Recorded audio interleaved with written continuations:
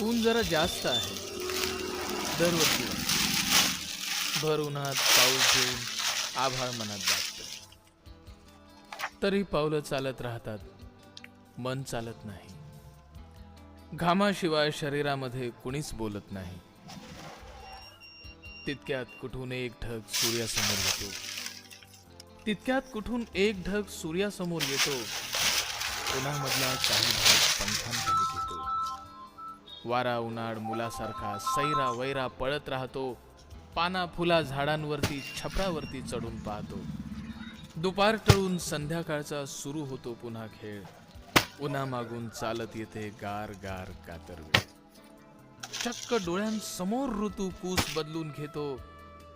पावसाआधी ढगांमध्ये